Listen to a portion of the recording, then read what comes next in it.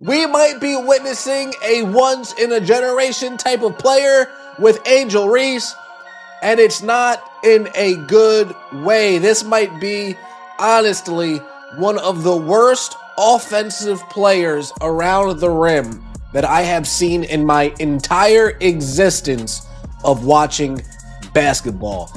Bloopy, this is bad news, Bears. It was so bad that the head coach of the Atlanta Dream, Carl Smesko, had to sit her down late in the fourth quarter. Fans of the Atlanta Dream showed up expecting a big-time superstar return, but by the final quarter, the atmosphere inside the arena felt less like a basketball game and more like a dramatic reality show where every mistake somehow led to an even bigger disaster. Angel Reese delivered a stat line so wild and unpredictable that even stunned spectators were pulling out their phones just to confirm what they were seeing was actually happening. Then came the twist nobody saw coming. Once she was taken out late in the game, Atlanta suddenly appeared quicker, more organized, and noticeably more threatening on both ends of the floor. So was it simply an awful performance on a bad night, or did the Dream unintentionally reveal a far deeper issue surrounding the team? Yeah, this might be the worst game of Angel Reese's career. An absolute disaster. That's not saying again that Angel Reese has been terrible for the Atlanta Dream, or she is terrible in general, but like, this was a really bad game. This was a really bad game. Like, I would say, if you're asking me for what is Angel Reese's worst game, it's between this. Before we continue, make sure to hit that like button and subscribe, because this story only gets crazier from here. The fans entered the arena expecting a flashy opening night showcase, but somewhere between Angel Reese throwing risky passes into heavy defensive traffic and the Atlanta Dream suddenly looking far more energized with her on the bench, the mood inside the building shifted from excitement to total confusion almost instantly. Let's talk about real quick that Aces and Dream game from this afternoon. An absolute tragic game for Angel Reese. Just 9 points, 8 boards, 8 turnovers, and I believe 1 of 8 shooting. Absolutely terrified to attack Asia Wilson. The team goes on a run with you sitting on the bench while being shorthanded. Medina Okote is looking like she's perhaps the superior option. What was supposed to be a spotlight moment for the franchise's biggest name gradually turned into something closer to a full-scale basketball crisis session, as fans watched the team put together its strongest stretch of the game at the exact time their star player was sitting on the bench.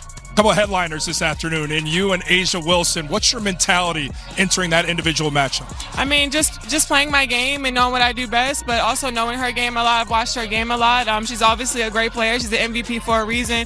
But I know I'm also a good player too, and I can guard her well. The Atlanta Dreamers are quickly figuring out what the Chicago Bravado have known all along. The Dreamers are figuring out why the Chicago Bravado were so eager to trade the matriarch of me-bounds. The defense suddenly became more aggressive. The ball finally started moving with intention. Easy transition points began appearing out of nowhere, and the crowd came alive as if someone had finally turned the energy back on inside the arena. Meanwhile, Angel Reese was stuck watching the comeback unfold from the bench.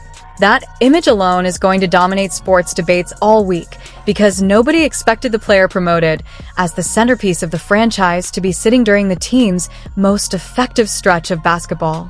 And somehow, the stat line made the situation look even worse.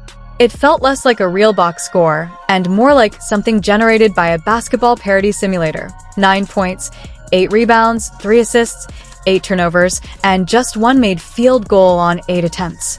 That is the kind of performance that makes fans refresh their apps multiple times just to make sure the numbers are not a mistake. Star players are not supposed to pile up 8 turnovers unless the entire game has completely spiraled out of control. Usually that number belongs to high-usage guards running every possession. A forward finishing with 8 turnovers is pure basketball chaos. The internet reacted instantly. Social media turned into a non-stop roast session within minutes because every missed layup somehow felt more painful and dramatic than the one before it.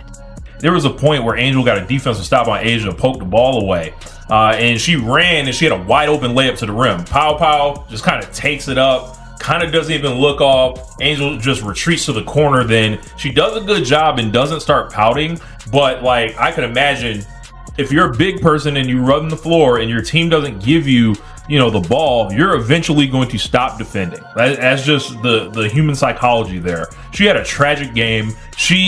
And I think the reason the 8 turnovers for Angel Reese is so bad is because she does not actually handle the ball. At one stage, it genuinely felt like the rim had a personal issue with Angel Reese. Every trip to the basket carried the same chaotic energy as someone trying to squeeze a cruise ship into a shopping mall parking spot. And this is where the situation becomes uncomfortable for the Atlanta Dream. The criticism surrounding Reese has never really been about effort because nobody questions how hard she plays. She attacks the glass relentlessly, brings physicality, plays with emotion, and competes with confidence every night. The concern is that the offensive weaknesses are becoming harder and harder to overlook. Defenders already understand the scouting report. Give her a little space, force her into crowded lanes, make her finish through length and traffic, and the possession often falls apart. That kind of pressure completely disrupts a half-court offense. Every time Atlanta looked like it might regain control, another turnover or bad possession opened the floodgates again. And the Las Vegas Aces recognized the opportunity immediately because experienced teams know exactly how to punish careless basketball. This is still the Aces we are talking about. Even on nights when they are not at their absolute best, they still carry themselves like a championship organization. They have too much experience, too much swagger, and far too much talent to let repeated mistakes go unpunished. Because that girl, oh yeah, she's better than you. How long is it going to be until Medina Olcott steps into the starting lineup in place of Angel Reese, or does Carl Smesko have his barking orders that he simply can't undermine? The Atlanta Dream almost came back. They went on a 22 run late in the fourth quarter and almost came back to win. Every turnover quickly turned into fast break points.